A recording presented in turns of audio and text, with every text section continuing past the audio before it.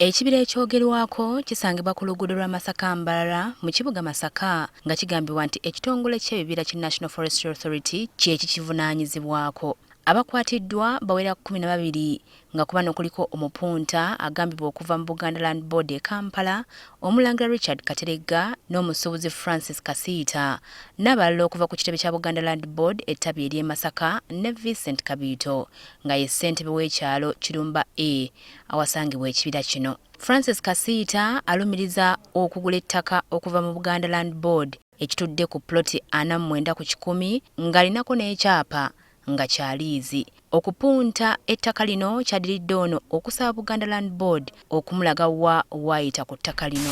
Ntandika okusasula 2014 paka 2016 n'empaliza ofu ne gibanje ekyapa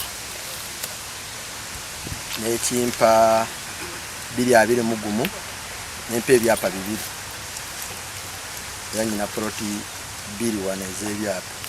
Bano poliisi okubagombamu obwala ebasanze batandika okwelula empenda mu kibira kino eziraga ettaka ekitongole kya Buganda Land Board lyekyaguza Francis Kasiita era nga babadde batandisa n'okusimba amayinja n'empanyi era n'ebalagira okubikuulayo mu bwangu. Wano atwala Buganda Land Board e Masaka Humalia Bakabulindi Kajimu ayitiddwa bukubirire alabe ogubadde era ono bw'atuuse ategeezezza nga ekibira kino bwe kiri ku ttaka lya Buganda Land Board naye nga abakungu ba gavumenti tebamuganya kunnyonnyola. Okukolebwa buvudde mu office yaffe ya Buganda Land Board nga titulinawo ki obwannannyini bw'ettaka.